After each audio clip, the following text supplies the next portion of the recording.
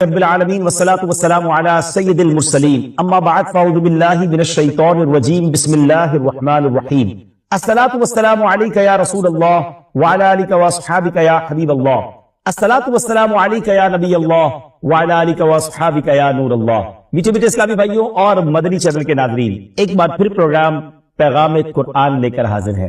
ہر ہی programme میں ایک قرآن پاک کا واقعہ اور اس سے ملنے والا سبق حاصل کرتے ہیں۔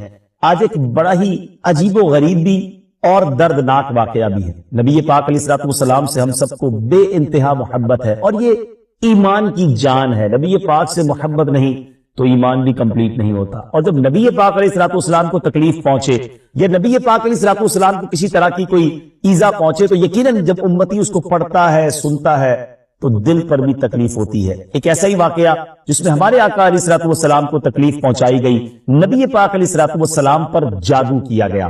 ناظرین، آج یہ واقعہ ہم سنیں گے اور یہ قرآنی واقعہ ہے اور اس کے ذریعے بہت ساری باتیں بھی سنیں گے۔ جادو کے بارے میں بڑے مسکنسپشن ہیں لوگوں کے ذہنوں میں، اور سمجھتے ہیں کہ جادو کا توڑ کرنے کے لیے بڑے عجیب و غریب عمل کرنے پڑیں گے، بڑے گناہوں والے کام کرنے پڑیں گے، اللہ کی ناراضگی والے کام بھی لوگ کرنے کے لیے تیار ہو جاتے ہیں، حرام اور ناجائز کام کرنے کے لیے تیار ہو جاتے ہیں اور سمجھتے ہیں کہ اس سے جادو سے بچا جا سکے گا۔ البتہ جادو کروانے کے لیے بھی لوگ بڑے ہی ناجائز اور حرام کام کرتے ہیں جو کہ جہنم میں لے جانے والے کام ہوتے ہیں۔ اللہ مجھے اور آپ کو ہمیشہ جادو ٹونے آصف سے محفوظ رکھے، ہر قسم کی بلاؤں سے محفوظ رکھے، اور آج قرآن کے ذریعے سمجھیں گے کہ جادو کا علاج کیا ہے، جادو ہو جائے تو بچا کیسے جا سکتا ہے، اور نبی پاک علیہ السلام پر جب جادو ہوا تھا، جادو کرنے کی کوشش کی گئی تھی، اس کا نتیجہ کیا نکلا۔ ناظرین، توجہ کے ساتھ آپ نے سلسلے میں شامل رہنا ہے۔ روایت یہ ہے کہ لبید بن عاصم یہودی اور اس کی بیٹیوں نے نبی پاک علیہ السلام پر جادو کر دیا، جس کا اثر پیارے آقا علیہ السلام کے جسم پر نمودار ہوا۔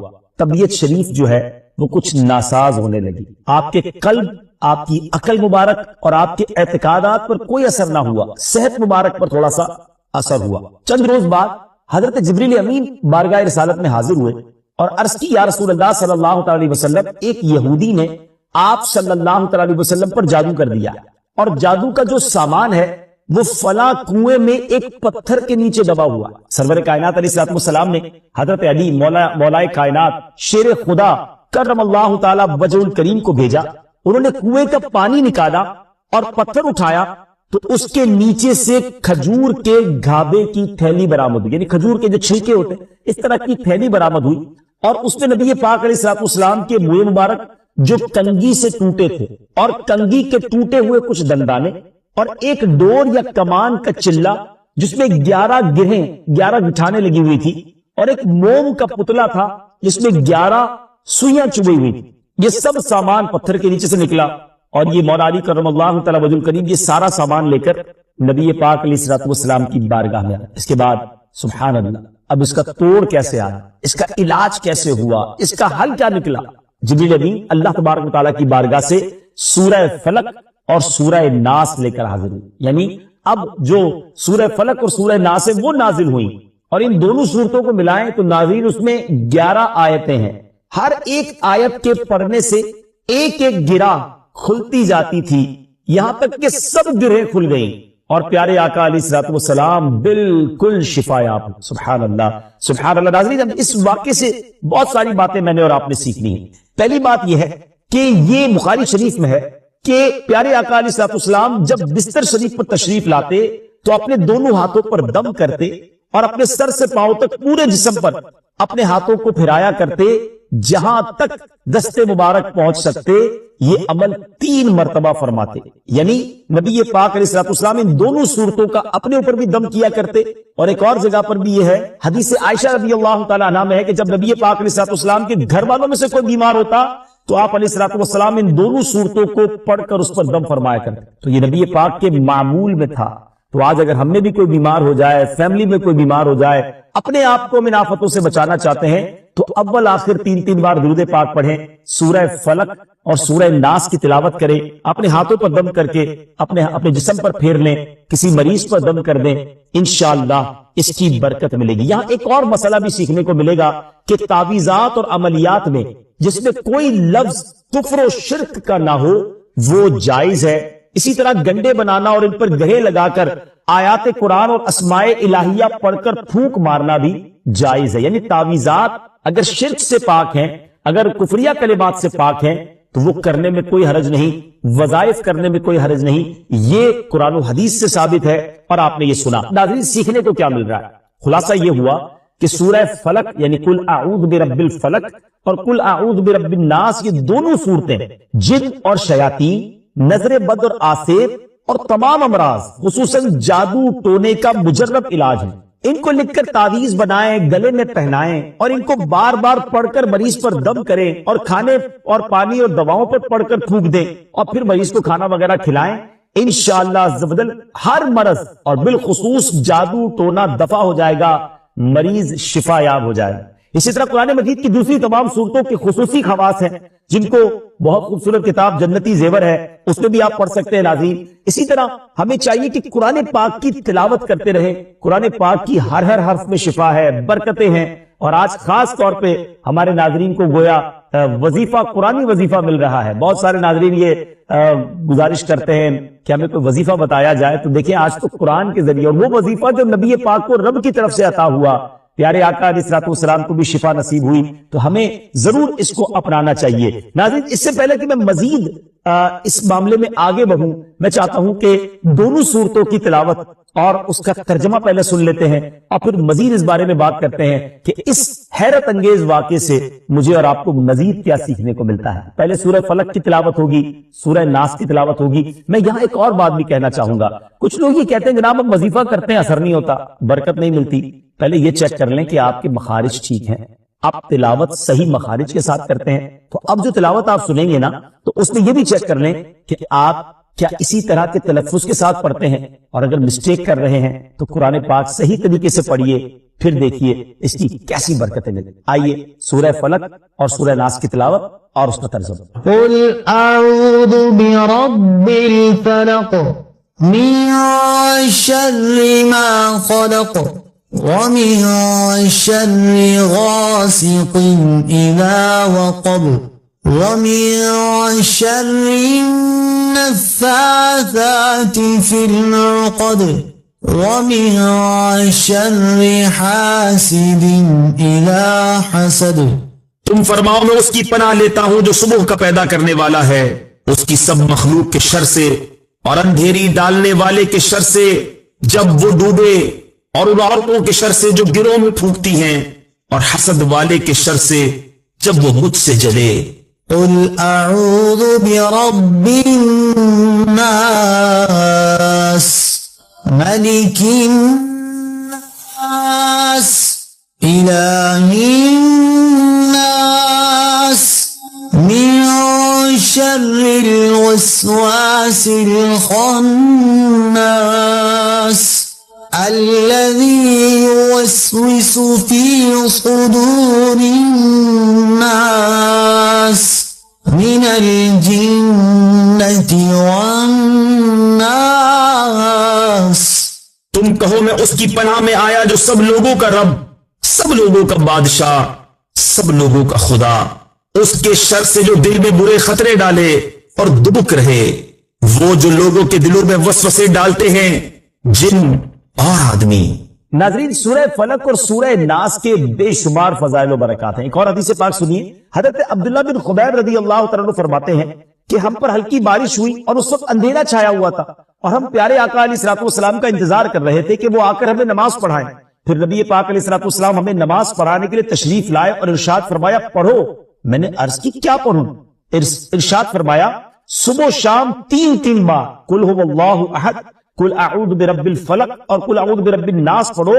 ان کی تلاوت کرنا تمہیں ہر بری چیز سے بچائے.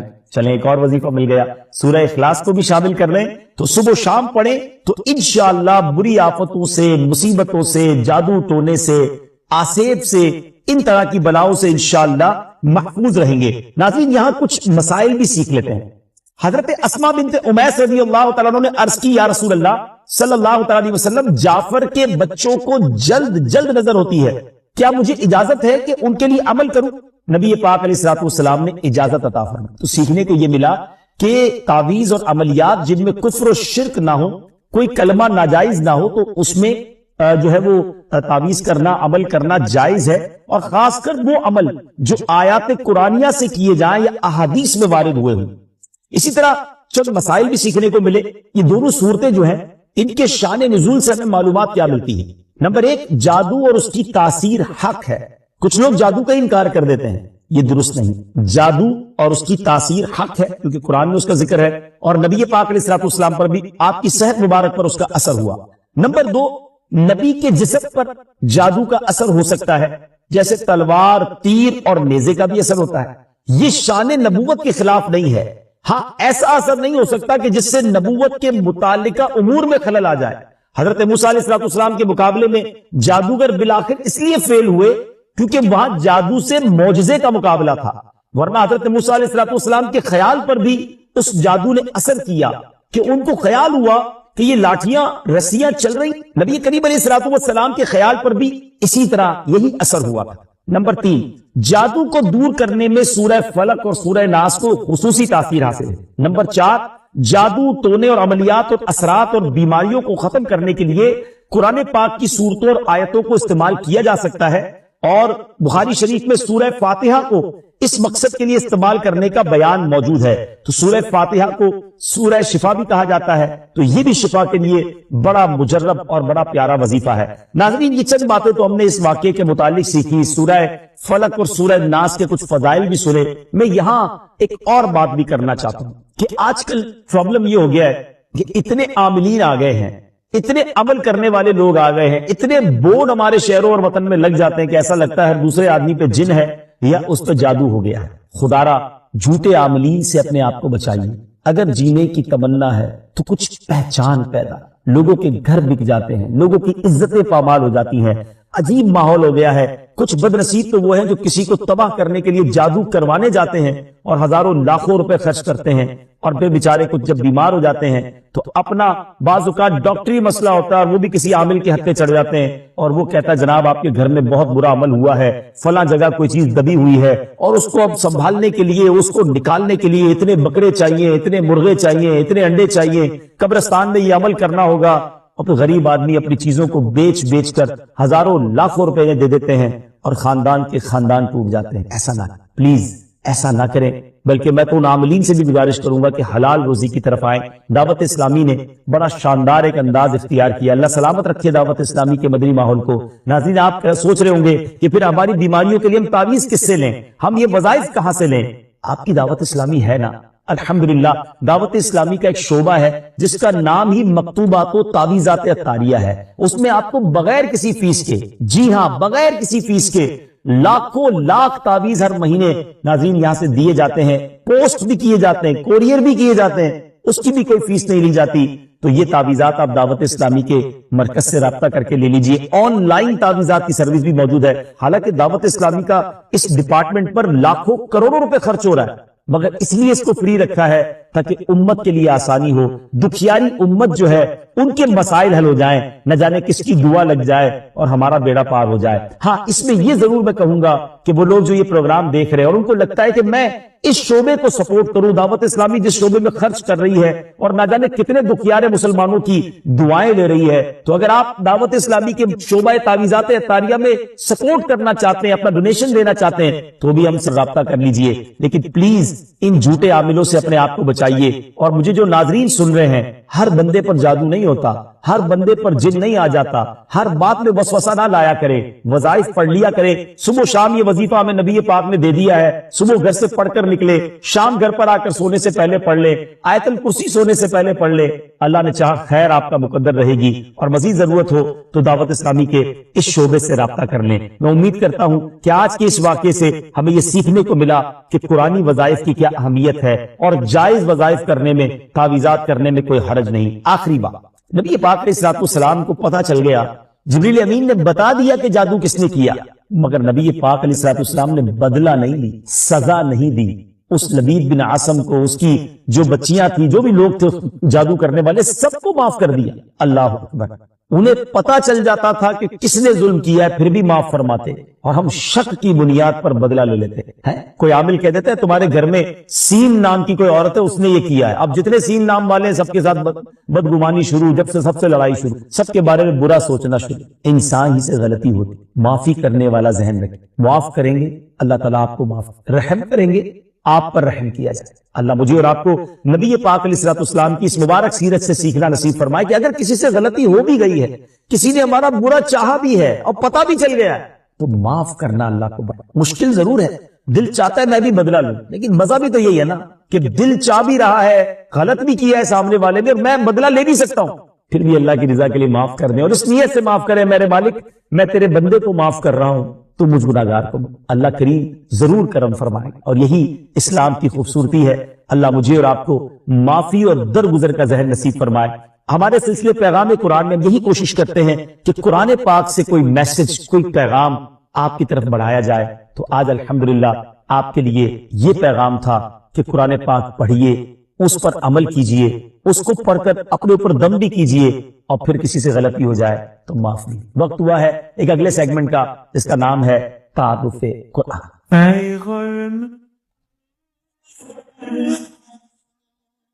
ناظرین، وقت ہوا ہے ہمارے بہت ہی خوبصورت سیگمنٹ تعارف قرآن کا، اور آج تعارف قرآن میں ہم قرآن پاک کی انہی دو سورتوں کی بات کریں گے جس کا ذکر ہم نے اپنے سلسلہ پیغام قرآن میں کیا، یعنی سورہ فلق اور سورہ ناس۔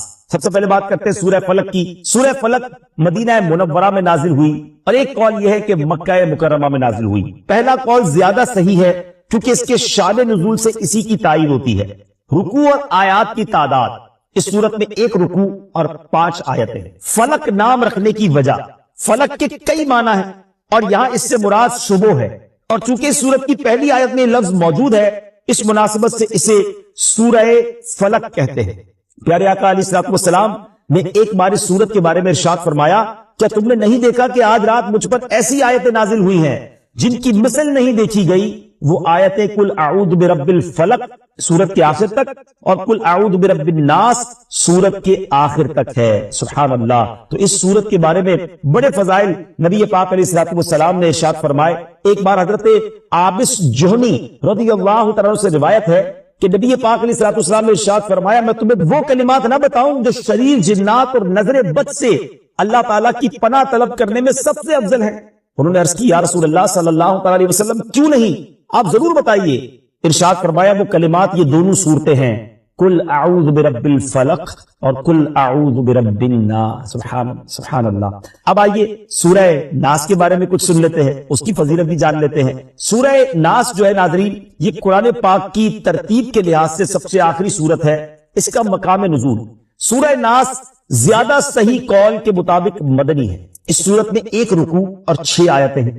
الناس نام رکھنے کی وجہ، عربی میں انسانوں کو الناس کہتے ہیں، اور اس سورت کی پہلی آیت میں یہ لفظ موجود ہے، اس مناسبت سے اسے سورہ الناس کہتے ہیں یا اسے سورۃ الناس کہتے ہیں۔ سورۃ الناس کے مضامین، اس سورہ مبارکہ میں ان جنات اور انسانوں سے اللہ تعالیٰ کی پناہ مانگنے کی تعلیم دی گئی ہے جو لوگوں کے دلوں میں وسوسے ڈالتے ہیں۔ سورہ فلق کے ساتھ اس کی مناسبت کیا ہے؟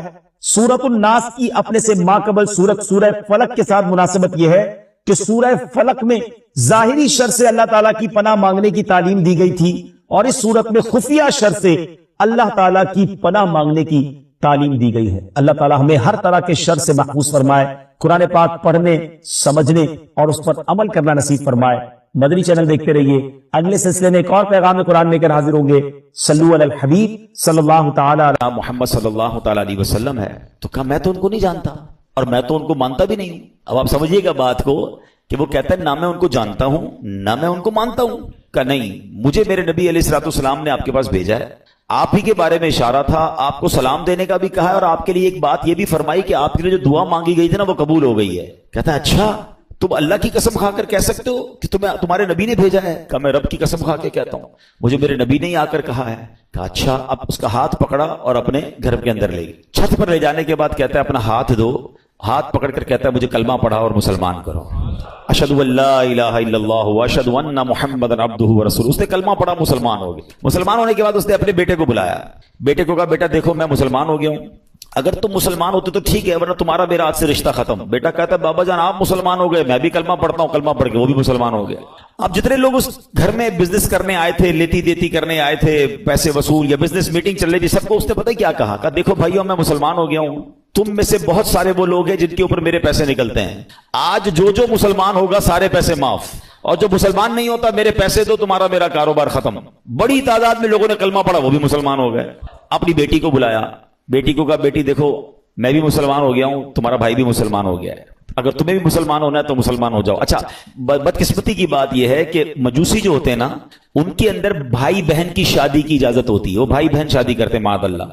تو تھوڑے دنوں پہلے ہی انہی بھائی بہن کی شادی کی تھی اس نے، تو بہن کہتی ہے کہ بابا جان جب سے شادی بھائی کے ساتھ ہوئی میرا دل مطمئن نہیں تھا، واقعی یہ بات درست نہیں ہے کہ بھائی سے شادی ہو، میں بھی کلمہ پڑھتی ہوں، کلمہ پڑھ کر وہ بھی مسلمان ہو گئے۔ اب وہ جو بندہ پیغام لے کر کے آتا کہتا رکے تو صحیح، مجھے تو بتائیں بات کیا ہے، ابھی تھوڑی دیر تو پہلے آپ کہہ رہے تھے میں ہمارے نبی کو نہیں جانتا، تمہارے نبی کو نہیں جانتا، اب سارے کلمہ پڑھی جا رہے ہیں، مجھے تو بتائیں یہ راز کیا ہے۔ وہ کہتا ہے اب میں تمہیں بتاتا ہوں بات کیا ہے۔ کہتا ہے بات یہ ہے کہ کچھ دنوں پہلے ہی اپنی بیٹی اور بیٹے کی میں نے شادی کی، بہت بڑی دعوت کی، بہت بڑا کھانا کیا، پورے شہر کے لوگ آئے، بہت دھوم دھڑکا کیا ہم نے۔ جب رات تھک ہار کے میں اپنے کمرے میں سویا تو مجھے بالکل گھر کے برابر والے گھر سے رونے کی آواز آئی، میں نے کان لگائے تو بچیاں تھیں اور کہہ رہی تھی امی جان یہ ہمارے پڑوسی نے ہمارے ساتھ اچھا نہیں کیا۔ ماں کہتی کیا ہوا؟ کہا امی جان اتنے اچھے اچھے کھانے بنائے، ساری رات خوشبو آتی رہی، ہمیں کھانا نہیں بھجوایا، ہم بھوکی سو گئیں، حالانکہ ہم اللہ کے آخری نبی صلی اللہ علیہ وسلم کی اولاد میں سے ہیں۔ وہ سید فیملی تھی۔ یہ کہتے مجھے نہیں پتا تھا کہ مسلمانوں کے نبی کون ہیں اور ان کا کیا مرتبہ ہے، مجھے یہ پتا چلا کہ یہ ان کے نبی کی اولاد ہے، اور میں بے قرار ہو گیا کہ سارے شہر نے کھایا، میں پڑوسیوں کو بھول گیا۔ اس نے فوراً جناب اپنے خادمین کو کہا اچھے سے کپڑے تیار کرو، کپڑے تیار کیے، کھانا پیک کیا اور فوراً ان کے گھر پہ کھانا بھجوایا۔ تھوڑی دیر بعد کہتا ہے اب میں نے پھر کان لگائے تو ماں کہتی دیکھو بیٹا پڑوسی کتنا اچھا ہے، کھانا بھی بھجوایا، کپڑے بھی بھجوائے، اب بچوں کھانا کھا لو۔ کہ ماں ہم کھانا کیسے کھائیں، ہمارا پڑوسی تو مسلمان ہی نہیں ہے۔ تو ماں کہتی بیٹا اللہ کی طرف سے رزق آیا ہے کھا لو۔ کہتی نہیں ماں جب تک نہیں کھائیں گے جب تک پڑوسی کے لیے دعا نہ کریں۔ ان سیدزادیوں نے ہاتھ اٹھائے اور دعا کرنے لگی کہ یا اللہ ہمارے پڑوسی کو ایمان کی دولت عطا فرما دے، اور آج اس نے ہماری دستگیری کی ہے، ہماری مشکل آسان کی ہے، بروز قیامت ہمارے نانا جان کی سے شفاعت نصیب فرما۔ پڑوسی کہتا ہے تم نے جب آ کر کہا نا کہ جناب رسول اللہ نے مجھے سلام بھیجا ہے اور کہا ہے دعا قبول ہو گئی ہے، تو میں سمجھ گیا ہوں کہ میرے ایمان لانے کا وقت آ گیا ہے، اب میں مسلمان بھی ہوتا ہوں۔ اور سنو یہ بھائی بہن کی جو میں نے شادی کی تھی نا میرے بیٹے اور بیٹی کی، 50% جائیداد تو میں نے ان کے نام کر دی تھی، 50% اپنے لیے رکھی تھی، اب تو ویسے ان کی شادی ختم ہو گئی، یہ میری جائیداد کا 50% میں تمہیں دیتا ہوں، جاؤ تو اپنے بال بچوں پہ خرچ کرو۔ وہ بندہ جو ایک دن پہلے جس کے بچے بھوکے سو رہے ہیں وہ اربوں پتی ہو جاتا ہے، وہ پورے جائیداد کا 50% لے کر گھر آتا ہے۔ اب اس واقعے کو لکھنے کے بعد میرے پیارے اسلامی بھائیوں علماء نے بہت خوبصورت باتیں اس پہ ارشاد فرمائی۔ اب ذرا اس ایک واقعے کو اگر سمجھیں کہ مشکل ہو، پریشانی ہو، تکلیف ہو، دنیا والوں سے نہ مانگیں۔ ایک یہ بھی بڑا پرابلم ہو گیا ہے کہ آج تھوڑا سا پرابلم ہو تو دوسروں سے مدد مانگنے نکل پڑتے ہیں۔ خودداری یہ ہے کہ میری پرابلم میں جانوں، میرا رب جانے، کسی کا احسان کیوں اٹھائیں، کسی کو حالات کیوں بتائیں، تم ہی سے مانگیں گے تم ہی دو گے، تمہارے در سے ہی لو لگی ہے۔ ہم نے دیکھا ہے جو ایک بار ہاتھ پھیلاتا ہے نا پھر اس کا ہاتھ پھیلا ہی رہتا ہے۔ اللہ سے ہمیشہ دعا کرنا، اے اللہ ہمیں صرف دینے والا ہاتھ عطا فرما، کبھی مانگنے والا ہاتھ نہ عطا فرما۔ مشکل آتی ہے انسان پر، کوشش کرے کہ کسی کی مدد نہ لینی پڑے۔ اللہ اور اس کے رسول اپنے معاملات کم کر دیں، اپنے خرچے کم کریں، اپنے معاملات کو جتنا ہو سکے منیمائز کر دیں، تو کسی سے مدد نہ مانگیں۔ اور یہی اسلام کو مطلوب ہے کہ بندہ خودداری کے ساتھ چلے۔ اور پھر سبحان اللہ درود پاک کیسا وظیفہ ہے کہ پھر غیب سے مدد ہوتی ہے جب بندہ اللہ اور اس کے رسول کی طرف توجہ کرتا ہے نا۔ شاعر کہتے ہیں نا ہر درد کی دوا ہے، ہر درد کی دوا ہے صلی علی محمد، تعویذ ہر بلا ہے صلی علی محمد صلی اللہ علیہ وسلم۔ تو ہمیں درود پاک کثرت سے پڑھنا ہے۔ اور ادھر امیر آدمی کے ساتھ کیا ہوا کہ آل رسول کی خدمت، سید زادگان کی خدمت کی تو اللہ نے اسے ایمان کی دولت عطا فرما دی۔ تو یہ بھی اپنی زندگی کا حصہ بنائیں۔ میں مشورہ دوں گا میرے پیر و مرشد امیر اہل سنت، فاؤنڈر آف دعوت اسلامی مولانا محمد الیاس اتار قادری صاحب بڑی پیاری توجہ دلاتے ہیں۔ آپ فرماتے ہیں جس نبی کے در کا صدقہ ہم کھاتے ہیں نا ان کی آل کی خدمت کیا کرو، وہاں سے اور عطا کیا جائے گا۔ تو ہمیں کیا کرنا چاہیے؟ اپنی انکم کا पॉसिबल हो ना तो 1%, 2% जितनी अल्लाह ने आपको तौफीक दी है वो फकत सैयद साहिबान के लिए अलग रख लें। अपने ऑफिस में एक अकाउंट खोलें कि जनाब मेरी जितनी इनकम होगी मैं इतना % जो है वो आले रसूल की खिदमत करूंगा। आप ये करके देखें, आप हैरान हो जाएंगे आपकी रोजी पे कितनी बरकत आना शुरू हो जाती है। मैं आपको इसको लॉजिकली समझाता हूं। कोई आपका दोस्त हो, आपके घर पे आए, आपके बच्चों को तोहफा दे और बार बार आपके बच्चों को गिफ्ट भिजवाता रहे, आपके बच्चों के लिए खैर खाई का इजहार करे, आपके बच्चों का ख्याल रखे, आपको कैसा लगता है कि अरे मेरे बच्चों से कितना प्यार करता है। बच्चे तो प्यार करते ही करेंगे आपके उस दोस्त से, आपको भी प्यार हो जाएगा। मुझे बताएं ना, कोई उम्मती जब नबी पाक के बच्चों से प्यार करेगा, आका की आल की खिदमत करेगा, तो नबी पाक को कितना प्यारा लगेगा वो है। फिर वहां से एक निगाह रहमत होनी है ना। सारे बिगड़े काम सफर जाने हैं। बरेली के ताजदार आला हजरत यही तो समझाते हैं कि तेरी नस्ले पाक में है बच्चा बच्चा नूर का, तेरी नस्ले पाक में है बच्चा बच्चा नूर का, तू है ऐने नूर, तेरा सब घराना नूर का। सरकार की आल की खिदमत ये बहुत बड़ी सादत है। कोई एक फैमिली ढूंढ लें, कोई एक खानदान ढूंढ लें और बस उसको बांध लें कि भैया मैंने इसकी खिदमत करनी है। ये समझ लें आप उसकी खिदमत नहीं कर रहे हैं, ये आप उसको पेश कर रहे हैं और उसकी बरकतें आपको मिलना शुरू हो जाएंगी। देखिए सैयद साहिबान का एक मसला भी समझ लें। आज के दौर में प्रॉब्लम ये, लोग पहले तो ज़कात पूरी नहीं निकालते, ज़कात के अलावा पैसे वैसे ही नहीं देते। अब सैयदों को ज़कात वैसे नहीं लगती, वो तो माल का मैल है ना, मैल दोगे क्या माल का सरकार की आल को। तो अब वहां देना तो साफ पैसा चाहिए था, लोग साफ पैसा खर्च ही नहीं करते। तो सैयद साहिबान कहां जाएंगे? जो गरीब सैयद साहिबान है वो किधर जाएंगे? हमें ये ख्याल रखना होगा कि जैसे मेरे बच्चे हैं ना, ये मेरे आका अलैहिस्सलाम की औलाद है, ये उनकी नस्ल में से हैं। तो जिस तरह अपने बच्चों का ख्याल रखते हो, ऐसे कोई एक फैमिली, कोई एक बच्चे जो है, कुछ बच्चे सैयद फैमिली के अपने जिम्मे ले लें और फिर आप देखें इंशाअल्लाह। और आप गौर करेंगे ना, आपको आसपास ही मिल जाएंगे, बस ऐसा नहीं मिलेंगे। आप थोड़ा सा गौर करेंगे, हो सकता है आपके मुलाजमीन में से कोई होंगे, आपके आसपास पड़ोसियों में से कोई सैयद फैमिली निकल आएगी। तो ये खिदमत करें और फिर देखें कि इसकी बरकतें कैसे नसीब होती हैं। अल्लाह पाक हम सबको आले रसूल का खिदमतगार बना दे।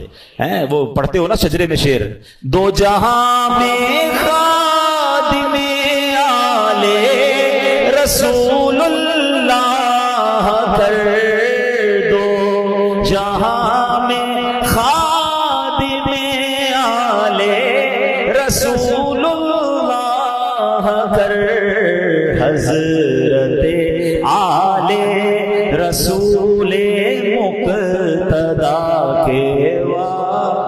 हाँ, जिसको इधर भी नौकरी आले रसूल की मिल गई ना, पंजतन की गुलामी इधर मिल गई और उधर भी नौकरी मिल गई, इससे अच्छी कौन सी नौकरी है? नियाजी साहब लिखते हैं ना, मुझ पे कितना नियाजी करम हो गया, दुनिया कहने लगी पंजतन का गदा, इस घराने का जब से मैं नौकर हुआ, सबसे अच्छी मेरी नौकरी हो गई। आका की आल का गुलाम बन जाऊं, उनका नौकर बन जाऊं, और क्या चाहिए? फिर देखो कैसा नवाजते हैं इंशाअल्लाह। तो नियत करें इंशाअल्लाह आले रसूल की खिदमत करेंगे। दुरूद पाक पढ़ लीजिए मोहब्बत के साथ, सल्लु अलल हबीब, अल्लाहुम्मा सल्लि अला सय्यिदिना व मौलाना मुहम्मदिन अदद मा फी इल्मिल्लाहि स्वलातन दाइमतन बिदवामी मुल्किल्लाह। शैतान कितना बड़ा दुश्मन है, कुरान पाक आपने पढ़ा सुना होगा, बार बार, एक जगह नहीं कई बार कुरान में फरमाया, इन्नहु लकुम अदुव्वुम मुबीन, शैतान तुम्हारा खुला दुश्मन है। एक जगह इरशाद होता है, इन्न शैतान लकुम अदुव्वुन फत्तखिज़ूहु अदुव्वा, फरमाया बेशक शैतान तुम्हारा दुश्मन है और तुम भी इसे अपना दुश्मन समझो। प्रॉब्लम यह है कि कुरान बार बार ये समझा रहा है कि तुम्हें उससे दुश्मनी रखनी है, दोस्ती नहीं कर लेनी, उसके वार समझने हैं। देखिए दुनिया का दस्तूर समझिएगा, जब तक एनिमी की चालें नहीं पता होंगी ना, एनिमी की अटैक्स पता नहीं होंगे कि कहां कहां से हमला करता है। कई मुल्कों की फौजें डिजाइन ही उस तरह होती है कि एनिमी के पास कौन सा वेपन है, दुश्मन फौज के पास वेपन, हमारे पास भी उसका तोड़ होना चाहिए, है उसके पास एयरक्राफ्ट कैसे, वैसे ही हमारे पास, जैसे रॉकेट वैसा हमारे पास नेवी जैसी। बंदा यही तो सोच के प्लान करता है कि दुश्मन किधर से अटैक कर सकता है। तो शैतान को तो अल्लाह कुरान में फरमा रहा है तुम्हारा दुश्मन, और तुम भी उसे दुश्मन समझो। मगर बदकिस्मती यह है कि बहुत बड़ी तादाद जो है वो शैतान से दुश्मनी नहीं दोस्ती कर लेते हैं। कितनी बुरी बात है, अल्लाह का भी दुश्मन है, हमारा भी दुश्मन है और उससे दोस्ती कर रहे हैं। कुरान में एक जगह इरशाद फरमाता है, अफतत्तखिज़ूनहु व ज़ुर्रियतहु औलिया मिन दूनि व हुम लकुम अदुव्व बि'स लिज़्ज़ालिमीन बदला। فرمایا تو اے لوگوں کیا تم اسے اور اس کی اولاد کو میرے سوا دوست بناتے ہو حالانکہ وہ تمہارے دشمن ہیں، ظالموں کے لیے کیا ہی برا بدلہ ہے۔ اللہ فرماتا ہے وہ تمہارے دشمن ہے، دوست مت بنانا، اور یہ اتنا خطرناک دشمن ہے، اتنا مکار دشمن ہے، اس کے ایسے ایسے وار ہیں آپ حیران ہو جائیں گے۔ شیطان کبھی ادھر سے حملہ کرتا ہے، کبھی ادھر سے۔ اچھا پرابلم یہ کہ ایک تو شیطان کو پہلے سیویئر دشمن سمجھنا شروع کر دیں۔ مثال کے طور پہ آپ کو کوئی یہ کہہ دے کہ یار ایک بندہ ہے، اس نے پلان کیا ہے کہ آپ کو مار دے گا، آپ بتائیں کہ آپ سکون سے سو جائیں گے؟ آپ پریشان ہو جائیں گے کہ اچھا میری جان لینا چاہتا ہے۔ ہاں، وہ اس نے بنا پلان کیا ہوا کہ آپ کو اڑا دے گا۔ اب آپ پولیس کے پاس جائیں گے، آپ اپنے گارڈز رکھنے کی کوشش کریں گے، معلومات کریں گے یار اس کا پلان کیا ہے، کیسے اٹیک کرے گا۔ دنیا میں کوئی میری جان لینا چاہے، جان لے سکے نہ لے سکے، میری نیند تو اڑا دیتا ہے۔ تھریٹ آ جائے تو بندہ، کسی کو پرچی آ جائے، کراچی میں تو بہت سارے واقعات چلتے رہتے ہیں نا، ہمارے پاس بھی بیچارے لوگ دعا کے لیے آتے ہیں، بھائی فون آ گیا ہے، فلاں چیز آ گئی ہے، ہوتا کچھ نہیں ہے، اس بیچارے کی نیند توڑ جاتی ہے۔ اللہ تعالیٰ ہم سب کو عافیت میں رکھے، ان ظالموں کے ظلم سے بچائے، دہشت گردوں کی دہشت گردیوں سے بچائے۔ مگر these are all examples for all of us, کہ یہ جب ہمارے ساتھ ہوتا ہے تو ہمارا کیا حال ہو جاتا ہے۔ افریقہ کے کئی ملک جہاں کڈنیپ کی دھمکیاں اور پتہ نہیں کیا کیا چل رہا ہوتا ہے دنیا میں۔ اچھا آپ میں سے کچھ لوگ ہوں گے کہیں گے یار مجھے تو کوئی دھمکی نہیں آئی، اللہ کا شکر، اللہ کرے کبھی آئے بھی نہ آپ کو، مگر یہ والی دشمنی تو قرآن نے بتا دی ہے نا، یہ دھمکی تو آپ کے پاس موجود ہے، یہ اٹیک، اور یہ دشمن آپ کا بھی ہے۔ وہ دشمن ہو نہ ہو، یہ دشمن سب کا ہے، قرآن کہہ رہا ہے تمہارا کھلا دشمن ہے۔ کیا اس کے لیے کوئی پلاننگ کی؟ اس سے بچنے کا کوئی غور کیا؟ اس کے لیے کسی کے پاس گئے کہ یار یہ کدھر کدھر سے حملہ کر سکتا ہے؟ مجھے ایک بات بتائیں، کوئی میری جان لے سکتا ہے دنیا میں، میری دولت لے سکتا ہے، مگر یہ سب چیزیں کم ہے، شیطان میرا ایمان لے سکتا ہے، اس سے قیمتی چیز کوئی نہیں ہے میرے پاس۔ اگر ایمان ہی چلا گیا تو پھر کیا ہے میرے پاس؟ وہ ایکچوئل اس کا جو الٹیمیٹ گول ہے نا شیطان کا، یہ سمجھنا ہوگا، اس کا الٹیمیٹ گول یہ ہے کہ وہ میرا اور آپ کا ایمان چھین لے اور ہم دنیا سے بے ایمان ہو کر جائیں۔ اور ایک بات یاد رکھیے گا، سارے روزے، ساری تراویح، ساری عبادت، ساری نمازیں، سارے صدقے، سارے حج، سب کچھ برباد ہو جاتے ہیں اس کے جو ایمان پہ دنیا سے نہیں جاتا۔ ہاں، ایمان ہے تو سب کچھ ہے، ایمان کے بغیر گئے پھر کچھ بھی نہیں ہے۔ ہاں، یہ پہلے سمجھ لیجئے بات کو۔ میرے اور آپ کی زندگی کا جو سب سے بڑا ٹارگٹ ہونا چاہیے نا، وہ ایمان کی حفاظت ہونا چاہیے۔ آپ کو پتا ہے اللہ کے نبی علیہ الصلوۃ والسلام کیا دعا کرتے تھے؟ یا مقلب القلوب ثبت قلبی علی دینک۔ اس دعا کا معنی کیا ہے؟ اے دلوں کو پھیرنے والے، میرے دل کو اپنے دین پر ثابت قدمی عطا فرما، اسٹیڈ فاسٹنس عطا فرما۔ کون دعا کر رہا ہے؟ جس کے صدقے مجھے اور آپ کو ایمان ملا۔ یہ میری اور آپ کی تربیت ہے کہ دل بدلتا ہے۔ اللہ سے مانگو کہ مرتے وقت قلب سلیم رہے، ایمان کی حالت میں دنیا سے جاؤں۔ اے ایمان والو، اللہ سے ڈرو اور نہیں مرنا مگر مسلمان۔ یعنی یہ جملہ کیسا ہے یار؟ اگر یہ آیت کو سمجھ لیں کہ کہا جا رہا ہے مرنا ہے مگر مسلمان، یہ اس کا مطلب یہ ہوا کہ میری اور آپ کی زندگی کا جو مین ٹارگٹ ہونا چاہیے نا، کہ ادھر سے کوئی چھیننے کی کوشش کر رہا ہے، ادھر سے میرا ایمان چھیننے کی کوشش کر رہا ہے۔ ایکچولی شیطان ہمارے سامنے اپنے اصلی روپ میں نہیں آتا، اس کے چیلے آتے ہیں، اس کے چیلے چپاٹے، اب ہر طرح کے لوگ نکلے ہوئے نا، کبھی چینل پر، سوشل میڈیا پر کوئی قرآن کا انداز بیان کر رہا ہے، کوئی دین کا نیا انداز لے کر آیا ہے، کہیں نہ کہیں سے اٹیک کر کے آپ کا ایمان چھیننا چاہتا ہے۔ اعلیٰ حضرت امام اہل سنت نے 100 سال پہلے کہہ دیا تھا، سونا جنگل رات اندھیری، چھائی بدلی کالی ہے، سونے والوں جاگتے رہیو، چوروں کی رکھوالی ہے۔ یہ تو 100 سال پہلے کہا تھا، اب تو کتنے فتنے ہیں۔ پتہ ہے اعلیٰ حضرت نے کیا کہا؟ آنکھ سے کاجل صاف چرا لیں یا وہ چور بلا کے ہیں، تیری گٹھڑی تاکی ہے اور تو نے نیند نکالی ہے۔ ہمیں پتہ ہی نہیں ہے، لوگ ہمارے ایمان کے پیچھے پڑے، ہم کہتے نہیں یار میں تو اس کی بھی سنتا ہوں، میں تو اس کی بھی سنتا ہوں، میں بد مذہبوں کے ساتھ بھی بیٹھتا ہوں، کچھ غیر مسلم دوست بھی بنائے ہوئے ہیں، میں سب کے ساتھ بیٹھتا ہوں۔ جناب نہیں، ایمان بچانا ہے تو ایسی محفلوں، ایسی گیدرنگز کو چھوڑنا ہوگا، سب کی نہیں سننی ہے۔ ہم اتنے مضبوط نہیں ہیں کسی کی سننے سے۔ آپ کو پتا ہے نبی پاک علیہ الصلوۃ والسلام نے حضرت عمر فاروق رضی اللہ عنہ کو تورات پڑھنے سے منع فرما دیا تھا۔ وہ کون ہے؟ حضرت عمر فاروق۔ اب بتائیے میری اور آپ کی کیا اوقات ہے؟ بندہ کہتا ہے میں ذرا دوسروں کی کتابیں بھی پڑھوں گا، دوسروں کے دلائل بھی سنوں گا۔ ارے پہلے مجھے اپنے دین کے بارے میں کچھ پتا نہیں ہے اور میں چلا سب کی باتیں سننے۔ تو ایمان بچانا ہے تو اس کی فکر کرنی ہے۔ اچھا اب میں آپ کو شیطان کے کچھ واقعات کے ذریعے سمجھاتا ہوں کہ کیسا مکار ہے، کیسا گیم کرتا ہے۔ ایک کتابوں میں لکھا، برسیسا نامی ایک شخص تھا اور بہت بڑا عبادت گزار تھا۔ اس بندے نے 200 سال اللہ کی عبادت کی اور ایک بھی گناہ نہیں کیا۔ اچھا اب ایسا کوئی نیک بندہ ہو تو شیطان کہاں چھوڑے گا اس کو؟ یہ میں ایک اور بات آپ کو بتا دوں کہ شیطان نیک آدمی پر زیادہ حملے کرتا ہے. یاد رکھیے گا, جو پہلے ہی کچھ نہیں کر رہا اس کو شیطان نے کہا تو ساڑھا ساتھی ہے, نہ نماز پڑھ رہا ہے, نہ روزے رکھ رہا ہے اور بدکاریاں کر رہا ہے, شراب پی رہا ہے. نہیں, اس کے لیے پرابلم ہے نیک آدمی جو نمازیں پڑھ رہا ہے, جو روزے رکھ رہا ہے, جو نیکی کی نیت کر بیٹھا ہے, جو علم دین سیکھ رہا ہے, وہ بے چین رہتا ہے اس کے بارے میں. تو آپ جتنا دین کی طرف آئے نا, اب تیار ہو جائیں. He will attack you, but انشاءاللہ اللہ کی رحمت سے ہم اپنے آپ کو بچائیں گے انشاءاللہ. ہماری کوئی اوقات نہیں, ہم اللہ سے ہی مدد مانگیں گے انشاءاللہ, اور مانگتے رہا کرو رب سے مدد. اے اللہ شیطان کے مقابلے میں میری مدد فرما, مجھے طاقت دے, مجھے قوت دے, اور اس مردود کے مقابلے میں مجھے کامیابی عطا فرما. ٹھیک ہے. بہرحال اب شیطان کی تو حالت خراب, 200 سال کوئی گناہ نہیں. شیطان پہنچ گیا اس کے پاس انسانی صورت میں, اور جا کر کہتا ہے کہ مجھے آپ کے ساتھ عبادت کرنی ہے. اللہ کا نیک بندہ کہتا ہے مجھے اللہ کی عبادت میں کوئی دوست نہیں چاہیے, میں جانوں میرا رب جانے, مجھے کوئی نہیں چاہیے. اس کا ایک عبادت خانہ تھا, وہ اس پہ عبادت کرتا تھا.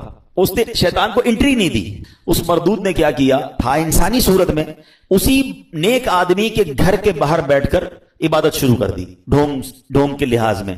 اب وہ کھڑکی سے دیکھتے پورا دن ہو گیا, رات ہو گئی, عبادت کیے جا رہا ہے. 1 دن 2 دن 3 دن, نہ کھانا نہ پینا نہ سونا. برسیسا حیران کہ یار میں 200 سال سے عبادت کر رہا ہوں, مجھے بھوک بھی لگتی ہے, مجھے نیند بھی آتی ہے, نہ اس کو نیند آ رہی ہے نہ اس کو کھانے کی ضرورت ہے. دروازہ کھول کے کہا بھائی یہ تو بتاؤ تمہیں یہ عبادت کہاں سے سیکھی ہے, تمہیں نیند بھی نہیں آتی, تمہیں کھانا بھی نہیں کھانا. کہتا بات یہ, میں اسی لیے تو آپ کے پاس آیا تھا, آپ نے تو مجھے لفٹ ہی نہیں کرائی. میں آپ کو اصل راز بتاؤں, مسئلہ یہ ہے کہ میں نے زندگی میں ایک گناہ کیا. جب مجھے نیند آتی ہے نا, مجھے وہ گناہ یاد آ جاتا ہے, میں پھر چونک جاتا ہوں, پھر خوف خدا طاری ہوتا ہے, میں جاگتا ہوں. بھوک لگتی ہے, پھر وہ گناہ یاد آتا ہے. آپ کا پرابلم ہی آپ نے کوئی گناہ نہیں کیا ہے. اب دیکھو شیطان کا وار. اگر آپ کو یہ لیول چاہیے نا عبادت کا کہ نہ آپ کو نیند آئے نہ آپ کو جناب بھوک لگے اور آپ ساری رات اللہ کی عبادت کرتے رہے, آپ ایک گناہ کر لیں. کہتا ہے عجیب آدمی ہوں, جس رب کی عبادت کر رہا ہوں وہاں اس کی بارگاہ میں گناہ کروں, پھر نہیں ملے گی ایسی پھر آپ کو لذت نہیں ملے گی. اب دیکھیں کیسا خطرناک وار ہے. برسیسا کہتا ہے اچھا پھر مشورہ دو کون سا گناہ کروں. شیطان سے کہتے ہیں کون سا گناہ کروں. شیطان کہتا ہے پھر ایسا کریں آپ بدکاری کر لیں. کہتا ہے خدا کا خوف کر, اتنا بڑا گناہ زنا بدکاری میں کروں؟ نہیں میں نہیں کرتا. کہ پھر ایسا کرے قتل کر لے. کہ کیسے آدمی ہو, میں کسی بندے کو مار دوں قتل کروں؟ نہیں میں نہیں کرتا. اچھا پھر ایسا کرے شراب پی لیں. کہتے ہیں ہاں یہ تھوڑا چھوٹا گناہ لگ رہا ہے. اب یہاں ایک اور بات سیکھنی ہے. میں تھوڑے واقعات کو بریک اس لیے کرتا ہوں کہ ٹو دی پوائنٹ آپ کو بات بھی سمجھ آئے. ہمارے اندر بہت سارا شیطان نے دماغ میں ڈالا یار یہ چھوٹا گناہ یہ کر لو, یہ بڑا ہے یہ نہیں کرو. پتہ نہیں اپنے طور پہ ہم نے کیٹیگری بنا لی ہے. سمجھیے بات کو, ہمیں نہیں پتا کون سا گناہ رب کی نافرمانی کا اور غضب کا اور ناراضگی کا باعث بن جائے, وہی گناہ میں جہنم کے گہرے گڑھے میں ڈال دے. کسی گناہ کو چھوٹا مت سمجھنا. ٹھیک ہے. برسیسا کہتا ہے ہاں یہ ٹھیک ہے شراب پی لیتا ہوں. شراب پی, نشہ چڑھا اور پی, اب بدکاری کی, اور جب بدکاری کر لی تو اب قتل بھی کر دیا. اللہ اکبر. پولیس آئی اور برسیسا کو پکڑ کے لے گئی. اب جب پھانسی کا حکم ہو گیا, پھانسی گھاٹ پر برسیسا موجود تھا. شیطان ادھر پہنچ گیا. کہتا ہے ایک راستہ ہے میں تجھے بچا سکتا ہوں. کہ بدبخت تیری وجہ سے تو میں پھانسی میں پہنچ گیا, تو نے کہا گناہ کر لے, مجھ سے ایک نہیں 3 گناہ ہو گئے اور آپ پھانسی پھندے پر آ گئے. بولے میں بچا سکتا ہوں. بولو بتاؤ کیسے بچ سکتا ہوں. کہا تم ایسا کرو خدا کا انکار کرو اور مجھے سجدہ کر دو. برسیسا کی بدبختی دیکھیں, اس نے شیطان کو سجدہ کیا, خدا کا انکار کیا, اور اسی وقت پھانسی پر اس کو لٹکا دیا گیا. کفر کی موت وہ مر گیا. یہ ہے شیطان. ہم اس کی باتوں میں آ جاتے ہیں, ہمیں لگتا ہے نہیں یار میں بڑا پکا ہوں, 1-2 گناہ ہی تو کیے, تھوڑی سی تو پرابلمز ہیں, تھوڑی سی غلط جگہوں پہ جا رہا ہوں, نماز بھی تو پڑھتا ہوں. کوئی یوں ہی لے جاتا ہے, وہ ایک کر کے سٹیپ بائی سٹیپ ہم پہ اٹیک کرتا ہے. ایک حدیث پاک یاد رکھیے گا, یہ جو نوجوان اور ہم سب اس میں مبتلا ہے بدقسمت, ہم سب نے کچھ نہ کچھ گناہ پالے ہوئے ہیں. نیکیاں بھی کر رہے ہیں, گناہ بھی کر رہے ہیں, کچھ عادتیں گندی ہیں جو دل میں لگی ہوئی ہیں, وہ نہیں چھوٹتی نہیں ہیں. میں آپ کو پرابلم بتاؤں کیا ہے, پہلے حدیث سن لے پھر آپ کو پرابلم سمجھاتا ہوں. حدیث پاک کا خلاصہ ہے, جب بندہ ایک گناہ کرتا ہے نا, اس کے دل پر ایک سیاہ نقطہ لگا دیا جاتا ہے. دوسرا کرتا ہے تو دوسرا نقطہ ہو جاتا ہے, تیسرا کرتا ہے تیسرا ہو جاتا ہے. ایک وقت آتا ہے کہ اس کا پورا دل ہی سیاہ ہو جاتا ہے. اب اس پر ہدایت کی کوئی بات اثر نہیں کرتی ہے. اب پرابلم پتہ ہے کیا ہے, ہم میں سے کئی ایسے ہیں نمازیں بھی پڑھ رہے ہیں, بازو کا تلاوت بھی کر رہے ہیں, روزے بھی رکھ رہے ہیں, مگر حرام کام بھی ساتھ کر رہے ہیں. کوئی بدنگاہی کر رہا ہے, کوئی بری دوستیاں لگائے بیٹھا ہے, معاذ اللہ کوئی اور غلط کام کر رہا ہے. ہم یہ دونوں چیزوں کو ساتھ لے کے چل رہے ہیں. ایک بات یاد رکھیے گا, دل ہے نا یہ پیالے کی مانند ہے. اس پیالے میں آپ گندگی بھی ڈال رہے ہیں اور دودھ بھی ڈال رہے ہیں. دودھ کا کیا حال ہو رہا ہوگا, کسی پیالے میں شربت میں آپ پیشاب بھی ڈالیں, تھوڑا سا گوبر بھی ڈالیں اور پھر روح افزا بھی ڈال دیں, شربت بھی ڈال دیں, تو کیا بنے گا اس کا, بیڑا غرق ہی ہو جائے گا نا. یہ جو مجھے اور آپ کو سجدوں کی لذت نہیں مل رہی نا, مجھے اور آپ کو جو عبادت کا نور نہیں مل رہا, میری آنکھوں سے جو آنسو نہیں بہ رہے, مجھے دعا کا جو لطف نہیں آ رہا, اس کی بڑی وجہ یہ ہے ہم نماز تو پڑھ رہے ہیں مگر گناہ نہیں چھوڑ رہے. جس دن آپ نے گناہ چھوڑے, اس پیالے کو صاف کیا, اس دل کو کلین کیا, آپ کو ہر سجدہ انشاءاللہ برکت عطا فرمائے گا. آپ دعا کرو گے آپ کے آنسو بہیں گے, آپ درود پڑھو گے آپ مدینے کی یاد میں کھو جاؤ گے, کیونکہ عبادت کا نور ملنا شروع ہو جائے گا. ہم دونوں چیزوں کو ساتھ لے کر چل رہے ہیں, ظلمت اور نور ساتھ نہیں چلتے. پہلے دل کو ان گندگیوں سے پاک کریں, پھر دیکھیں آپ کو عبادت کا نور کیسے ملتا ہے. تیار ہو جاؤ, شیطان کے واروں میں نہیں آنا. میں کون کون سا آپ کو واقعہ سناؤں, ایک اور واقعہ سنیے گا, یقین کریں ڈر لگتا ہے ایسی باتیں سن کر. پہلے تو یہ جو ہمیں نا پہلے بے خوف نہیں ہونا ہے, اللہ کی خفیہ تدبیر سے ڈرتے رہیں. ہم نے روزے رکھے, نمازیں پڑھی, تراویح پڑھی, کئیوں نے قرآن پڑھے, کئیوں نے زکاتیں دی. بھائی اب تو جناب کمال ہو گیا, بھائی بہت عبادت کر لی, اب تو جنت ہی اپنا پکا ٹھکانہ ہے. انشاءاللہ اللہ کی رحمت سے جنت میں جائیں گے, مگر اللہ کے خوف سے بے خوف نہیں ہونا ہے. ایمان کی حفاظت کی فکر کرنی ہے. سیدی اعلیٰ حضرت امام اہل سنت فرماتے ہیں کہ علماء فرماتے ہیں جس کو سلب ایمان کا خوف نہ ہو, ایمان کے چھن جانے کا خوف نہ ہو, نزا کے وقت اس کا ایمان چھن جانے کا شدید خطرہ ہے. پتہ ہے شیطان مرتے وقت, یعنی اتنا مردود کہوں کہ مرتے وقت بھی وہ رشتہ داروں کی شکل میں آتا ہے. جب انسان کی نزا کا وقت آتا ہے, آخری وقت, شیطان آ جاتا ہے اس کے کسی پرانے رشتہ دار کی شکل میں, ماں کی, والد کی, کسی رشتہ دار کی شکل میں, کہ بیٹا مرنے کے بعد پتا چلا اسلام تو ٹھیک مذہب نہیں ہے, بیٹا تو اسلام چھوڑ دے, تاکہ آخری وقت بھی ٹرائی کرتا ہے کہ اس کا ایمان چھین. اب بتائیں ہم اس سے دوستی کریں گے جو میرا ایمان چھیننا چاہتا ہے, یا اس کے لیے کانشیس ہو جائیں گے, تیار ہو جائیں گے کہ اس کی باتیں نہیں ماننی ہیں. حضرت امام ابو محمد فرماتے ہیں 3 بڑے عبادت گزار شخص تھے, حج کے لیے روانہ ہوئے. راستے میں ایک غیر مسلموں کی بستی میں قیام کیا. یہ بری صحبتوں کی آپ کو ایک نحوست بھی بتاتا ہوں. بندہ پتہ نہیں کبھی کہاں رہتا ہے, کبھی کن کے ساتھ رہتا ہے, سوچتا بھی نہیں ہے. غیر مسلموں کی بستی میں رہے. اب اس تینوں میں سے ایک بندے کی ایک عورت پہ نظر پڑی, ایک لڑکی پہ نظر پڑی, بڑی خوبصورت تھی. اس کا اس پہ دل آ گیا. ساتھیوں سے کہتا تم جاؤ حج پر, میں ذرا پیچھے آتا ہوں. کسی بہانے سے خود رک گیا, وہ ساتھی روانہ ہو گئے. یہ پہنچ گیا اس کے والد کے پاس کہ مجھے تمہاری بیٹی سے شادی کرنی ہے. کہ میری بیٹی کا مہر تم ادا نہیں کر سکو گے, بہت ہیوی ہے, بہت مہنگا ہے. کہ بتاؤ تو صحیح کیا ہے. کہ مہر یہ ہے کہ تم اسلام چھوڑ دو اور غیر مسلم ہو جاؤ. ساری زندگی جس کی عبادت میں گزری, شیطان نے ایسا حملہ کیا, عورت کا ایک ایسا جال پھینکا اس کے دل پر کہ اس شخص نے اسلام کو چھوڑا اور غیر مذہب اختیار کر لیا. حج پہ جا رہا تھا, سفر کون سا تھا, حج کا. سوچئے شیطان کب کہاں کیسے حملہ کر سکتا ہے, آپ سوچ نہیں سکتے. میری زبان نہیں اٹھ رہی ہے مگر اشارے میں بتا دیتا ہوں. طواف کے دوران کیا کچھ ہوتا ہے, ایسی باتیں سامنے آئی ہیں کہ زبان بھی نہیں اٹھتی کہ یار ادھر بھی. لیکن شیطان, ہم سمجھتے کعبے کے سامنے کچھ نہیں ہو سکتا. آپ اپنے گھر میں سوچ رہے ہو میں محفوظ ہوں, کعبے کے سامنے بہکاتا ہے وہ, ادھر غلط کام ہو جاتے ہیں. چوری پکڑتے ہوئے نہیں پکڑے جاتے حرم کے اندر ہیں. سوچئے شیطان سے کوئی محفوظ نہیں ہے. اپنے آپ کو سیکیور مت سمجھو, اس کی فکر کرنی ہے, دعائیں مانگنی ہے, اس کا علاج کرنا ہے اور اپنے آپ کو ان بری صحبتوں سے بچانا ہے. اب کیا ہوا, غیر مسلم ہو گیا. تھوڑے عرصے کے بعد اس بندے کا اسی مذہب پہ وصال ہو گیا, یعنی کفر پر ہی مر گیا. وہ جو دوست تھے نا حج پر گئے تھے, کچھ عرصے بعد اس بستی میں آئے گئے, یار پوچھے تو صحیح دوست کدھر ہے. کسی نے بتایا اس نے تو مذہب بھی بدل لیا اور اسی مذہب پر, کفر پر اس کی موت بھی ہو گئی. کہا یار قبر ہی بتا دو. قبر پہ گئے تو اس قبر کے کنارے ایک عورت 2 بچوں کے ساتھ بیٹھی رو رہی. عورت سے پوچھا تم کون ہو؟ کہا میں اس کی بیوی ہوں جس کی وجہ سے اس نے میرا مذہب اختیار کیا.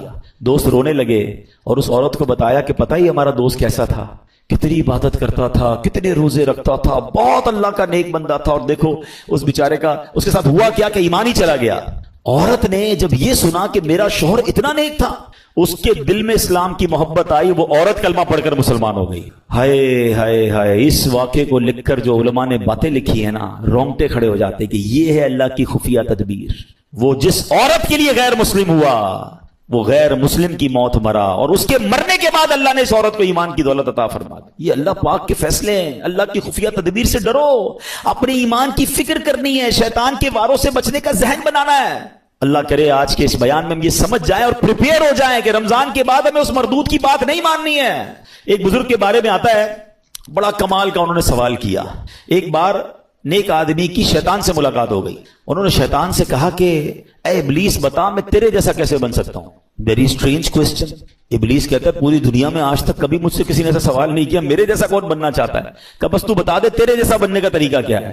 ابلیس تو خوش ہو گیا, چلو ایک دوسرا پارٹنر ملا, بھائی کوئی تو ہے جو میرے جیسا بننا چاہتا ہے. کہ بہت آسان ہے میرے جیسا بننا. آپ 2 کام کر لیں کہ آپ نمازوں میں سستی کریں اور جھوٹی ہو یا سچی بس زیادہ قسمیں کھایا کریں. اور نیک شخص پتہ کیا کہتا ہے, میں اللہ تعالیٰ سے وعدہ کرتا ہوں زندگی میں آئندہ کبھی یہ 2 کام نہیں کروں گا. شیطان کہتا ہے آپ نے دھوکہ دیا مجھے, مجھ سے میرا راز لے لیا, میں بھی وعدہ کرتا ہوں کہ آئندہ کبھی کسی کو نصیحت والی بات نہیں بتاؤں گا. مگر what we get from that incident, یہ دو باتیں بڑی خطرناک ہیں, نمازوں میں سستی اور یہ بات بات پر قسمیں کھانا. کچھ لوگوں کا تو تقیہ کلام ہے, اللہ کی قسم, رسول کی قسم. ارے بھائی تم سے قسمیں کس نے بولا ہے؟ ہر بات میں قسم کھانی ہے. سودا بیچنا ہے تو قسم, کیوں قسمیں کھانی ہے؟ پلیز قسموں کی عادت ختم کریں. یہ سودا بک تو جاتا ہے قسمیں کھا کے, برکت اڑ جاتی ہے. لیکن پہلی بات زیادہ سیویئر ہے نا, نمازوں میں سستی. ہم زبان سے نہیں کہتے مگر ہم زبان حال سے پریکٹیکلی کیا میسج دے رہے ہوتے ہیں کہ اے شیطان جب تک تو بند تھا نا تب تک ہم اللہ کے بندے تھے, تب تک مسجدوں میں جاتے رہے. اب جب تیری باری ختم, اب تو چھوٹ کے آئے گا تو ہم اب تیری بات مانیں گے. کیا اس بار بھی ایسا پیغام دو گے؟ نیت کر لیں انشاءاللہ, کچھ بھی ہو جائے اس بار مسجد چھوڑ کے نہیں جائیں گے انشاءاللہ. نمازوں کی پابندی کریں گے. یہ شیطان کا وار ہے, وہ پہلے سست کرتا ہے نماز میں, یاد رکھیے گا. پہلے آپ کی جماعت جائے گی, ٹھیک ہے, اس کے بعد وہ کہے گا سنتیں پڑھنے کی کیا ضرورت ہے, نفل پڑھنے کی کیا ضرورت ہے. یہ بڑا مکار ہے. آپ دیکھیے پتہ ہے شیطان کے پلاننگ کیا ہوتی ہے. اتنا مکار ہے کہ نمازی کو یہ نہیں بولے گا نماز چھوڑ دے, پتہ یہ پکا ہے بھائی نمازی کہ جماعت چھوڑ دینا یار, کوئی بات نہیں, گھر میں بھی تو ہو ہی جاتی ہے. پہلے جماعت چھوڑوائے گا, مسجد سے دور کر دیا. اب کہے گا یار اتنی بڑی نماز پڑھنے کی کیا ضرورت ہے, نفل تو چھوڑ دے, ڈائریکٹ نفل چھوٹیں گے. پھر کہے گا سنتیں چھوڑ دے, سنتیں چھوٹیں گی, اور آخر میں آپ کا فرض بھی چلا جائے. یہ آپ کے میرے حصار ہیں, یہ عبادتوں کے حصار ہیں. یہ آپ سمجھیے گا, آپ کے گھر میں باؤنڈری ہوتی ہے نا, میری نماز کا حصار کیا ہے, میرے فرض کا حصار ہے واجب. یہ سمجھ لیں باؤنڈری ہے. واجب کے بعد ایک باؤنڈری ہے سنت کی, اس کے بعد ایک باؤنڈری ہے نفل کی. اگر میں نے نفل پکڑ کے رکھے نا میرے سنت نہیں جائے گی, اگر سنت پکڑ کے رکھے تو واجب نہیں جائے گا, واجب پکڑ کے رکھے تو فرض نہیں جائے گا, اور یہ سب چھوڑتا گیا تو ایک ایک کر کے وہ سب لے جائے گا. اچھا یہ ایک اور اس کی مکاری بتاؤں. پہلے تو پلان کرتا ہے کہ کسی نیک آدمی سے کوئی بڑا گناہ کرا دے, شراب پلا دے, بدکاری کروا دے, قتل کروا دے. جب یہ دیکھتا ہے نا یار یہ تو کچھ کر ہی نہیں رہا ہے, میری مان ہی نہیں رہا ہے, تھکتا نہیں ہے. یاد رکھیے گا اتنا خطرناک اینیمی ہے, اس کو نیند نہیں آتی, ہمیں نیند آتی ہے. ہم اس کو دیکھ نہیں سکتے, وہ ہمیں دیکھ رہا ہے. بلکہ روایتوں میں آیا یہ ہمارے بلڈ میں, ہماری رگوں کے اندر چل رہا ہوتا ہے. اتنا خطرناک دشمن ہے, اور ہم سوئے ہوئے ہیں, ہمیں فکر ہی کوئی نہیں ہے. ایک نعرہ لگاتے ہیں شیطان کے خلاف جنگ جاری رہے گی, صرف نعرہ لگاتے ہیں, کمبل اوڑھ کے سو جاتے ہیں. او بھائی تیار بھی تو کرو اپنے آپ کو کہ کیسے جنگ لڑو گے, ٹھیک ہے. اب جب یہ دیکھتا ہے نا کہ یار یہ نیک نمازی آدمی ہے, نہ شراب پی رہا ہے, نہ بدکاری کر رہا ہے, نہ قتل کر رہا ہے, نہ کسی کو ظلم کر رہا ہے, اب کیا کروں, تھکتا نہیں ہے. اب اس کو کہتا ہے عبادت میں اس کی عبادت کم کروا دوں, گناہ نہیں کروا پا رہا نا, اس کے درود کم کروا دوں, اس کی تلاوت کم کروا دوں, اس کی جماعت چھوڑوا دوں. اچھا اب دیکھتا ہے یہ بھی نہیں کر پا رہا. اب یہ شیطان کا ایک ایسا آلہ آ گیا ہے کہ جس کے گھر میں ٹی وی نہیں تھا, جس کے گھر میں کبھی فلم VCR نہیں آیا تھا. یار ہم کئی ایسے لوگوں کو جانتے ہیں جنہوں نے کبھی زندگی میں فلمیں نہیں دیکھی تھی, مگر یہ ایک ایسا آلہ آ گیا کہ ایک بٹن دباؤ تو پتہ نہیں دوسری دنیا میں بندہ پہنچ جاتا. اب نیک نمازی آدمی سے بھی اس کے ذریعے گناہ کرواتا ہے. میرے ہی پیسے لگے, میں ہی انٹرنیٹ کا بل بھر رہا ہوں, میں نے ہی لاکھوں روپے کا موبائل لیا اور مجھے ہی جہنم میں لے جا رہا ہے. کیا بے وقوفی ہے یار. سوچئے یہ شیطان کے وار ہیں, یہ ساری روحانیت منٹوں میں برباد ہو جاتی ہے جب آپ اپنی آنکھیں حرام دیکھتی ہیں. اچھا پھر ایک اور کیا کرتا ہے کام, دیکھیں میں آپ کو کچھ شیطان کی چالیں بتا رہا ہوں. ایک اور پھر پتہ کیا کرتا ہے کہ اگر آپ کسی نیکی میں بہت ساری نیکی کر ہی رہے ہیں, صدقہ بھی دے رہے ہیں, زکوٰۃ بھی دے رہے ہیں, خیرات بھی دے رہے ہیں, اب اس کا ایک اور وار یہ کہ یار نیکی تو کر لی اس نے, اب یہ کہتا ہے اس کی نیکی برباد کرواؤ. اب نیکی برباد کیسے ہو سکتی ہے بھائی, میں نے کر تو لی, نماز بھی پڑھ لی, روزہ بھی رکھ لیا, صدقہ بھی دے دیا, رسید بھی آ گئی, فطرہ بھی دے دیا. نہیں جناب, he have some weapons to destroy your all good deeds. اب کیسے, اب وہ بندے کو کہتا ہے اس کو لوگوں کو بتا. اب ریاکاری شروع کرے گا, میں ذرا لوگوں کو بتاؤں بھائی میں نے تو بڑی رات کو 5,000 روپے خرچہ کیا, میں نے مہنگا والا فطرہ دیا ہے, میں جناب تہجد بھی پڑھتا ہوں, میں تو جناب قرآن 3 بار ختم کیا ہے. اب لوگوں کو بتانا شروع کریں گے. سمجھیے یہ بات, یہ شیطان کا بڑا خطرناک وار ہے. آج کسی سے ملاقات کرے نا, آئی صاحب کیسے ہیں, طبیعت ٹھیک ہے, بس اللہ کا بہت کرم ہے جناب, 2010 میں حج پہ گیا تھا تو 2015 سے 5 بار عمرہ کر چکا ہوں الحمدللہ. ہمارے گھر کے برابر میں جو مسجد ہے اس کی چھت بھی ہم نے ڈلوائی تھی, بس افطاری کا سامان بھی اپنے گھر سے ہی جاتا ہے. 5-7 منٹ میں حاجی صاحب نے 15 سال پرانی نیکیاں ساری گنوا دی. کیوں بھائی, میں نے تو طبیعت پوچھی تھی آپ سے, یہ کب پوچھا تھا کہ اپنی ذرا بیلنس شیٹ دیجیے. اچھا ایک اور عجیب بات ہے, آپ کو 15 سال پرانا حج یاد ہے, کل جھوٹ بولا تھا وہ یاد ہے, آپ نے اللہ کی راہ میں 1 لاکھ روپے چندہ دیا وہ یاد ہے, 5 لاکھ روپے حرام کے کمائے وہ یاد ہیں. یہ سوچئے, یعنی ہم گناہ کر کے بھول ہی جا رہے ہیں اور نیکیاں بار بار ریمائنڈ ہو رہی ہیں, بار بار ریکال ہو رہی ہے. یہ شیطان کا وار ہے. یاد رکھیے گا, بزرگان دین کے یہ اقوال ملتے ہیں کہ اپنے گناہ یاد رکھنا اور نیکیاں بھول جانا یہ اللہ کی عبادت ہے. اور ہمارا سرکل ہی الٹا ہے, ہمیں گناہ تو یاد ہی نہیں ہے. यकीन करें एक हफ्ता पुराना गुनाह याद नहीं होगा आपको और मुझे, लेकिन 25 साल पुरानी बचपन की नेकी भी याद होगी। क्यों? ये शैतान का वार हम समझ नहीं पा रहे। ये हमारे साथ गेम करता है कि नेकी कर ली ना, पहले तो कोशिश की ना करें, अब कर ली तो छुपाने नहीं देता, और फिर बार बार पहले तो कहते थे नेकी कर दरिया में डाल, अब नेकी कर फेसबुक पे डाल हैं। और जनाब अब तो एक राशन का बोरा देते हैं, 5 आदमी सेल्फी खिंचवा रहे हैं, उस गरीब का भी मजाक उड़ा रहे हो यार। क्यों? अल्लाह की राह में दे रहे हो, लोगों को दिखाने के लिए दे रहे हो। ये हम बहुत बड़ा लॉस करते हैं अपना, करोड़ों रुपए बांट कर भी सवाब ना मिले। आप सोचिए, इसको इस तरह समझिए कि एक बंदा कयामत के दिन जाए और उसको पता हो कि यार इतने रोजे, इतने हज, इतनी ज़कातें देकर आया हूं, और उसको कहा जाए कि जाओ हमारे पास तुम्हारे लिए आज कुछ भी नहीं है, उन लोगों से मांगो जिनके लिए दिखाने के लिए किया था। इससे बड़ी मायूसी होगी? कयामत के दिन कोई और तरीका होगा वो नेकियां रीगेन करने का? नहीं, ये नल एंड वॉइड हो जाती है नेकियां। ये शैतान का बहुत खतरनाक वार है जो लोग नहीं समझ रहे। लेकिन नहीं जनाब, हमें तो दुनिया को, अच्छा सिर्फ खर्चे की बात नहीं है, हर इबादत है। तवाफ करने तो वहां से लाइव आ रहे हैं, वहां से सेल्फियां बन रही, काबे को पीट करके दुआएं करके दिखा रहे हैं, गुंबद खजरा को पीट करके लोगों, क्यों ये सब हो रहा है? आप सोचिए, वो तकद्दुस मकामात को हम पामाल कर रहे हैं, हर हाथ में मोबाइल है, औरतें तवाफ कर रही हैं, आप दुनिया को दिखाने के लिए औरतों की वीडियो दुनिया को भेज रहे हैं। मक्का पाक में एक नेकी 1 लाख नेकी के बराबर है हुदूद हरम के अंदर, मगर एक गुना 1 लाख गुना के बराबर है। अच्छा, लोगों को यह भी अकल नहीं है कि अपने घर वालों को कहते हैं मैं तुम्हें काबा दिखा रहा हूं। अरे घर वालों की तो वीडियो बंद कर दो, आपकी घर की औरत दुनिया पीछे तवाफ करते हुए उसको देख रही है, वो किस हालत में बिस्तर पर बैठी सोई। अच्छा, घर का कोई फर्द बैठा है, क्यों? मतलब इतना भी सेंस नहीं है यार। मतलब आप सोचे तो सही कि वो मकाम क्या ये वीडियो बनाने का है? वहां तो गुनाह याद आते, वहां आंसू बहते। मुजरिम किसी बादशाह के दरबार में जाए और ये नियत लेके जाए कि मैं गुनाहगार हूं, पकड़ा ना जाऊं, माफी मिल जाए। अरे वहां तो ये कैफियत होनी चाहिए, मैं माफी मांगने आया हूं, मैं बख्शवाने आया हूं, मेरे हाथ में बेड़ियां हैं और मैं छुड़वाने आया हूं।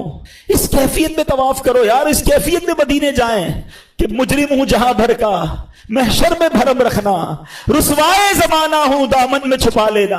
ये कैफियत होनी चाहिए ना। चला हूं एक मुजरिम की तरह मैं जानिबे तैबा, नजर शर्मिंदा शर्मिंदा, बदन लर्जीदा लर्जीदा।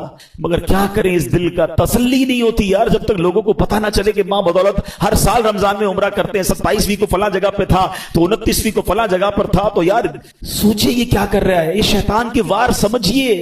पहले ही थोड़ी नेकियां हैं हमारे पास, वो भी लोगों को दिखा के क्या बर्बाद कर देंगे।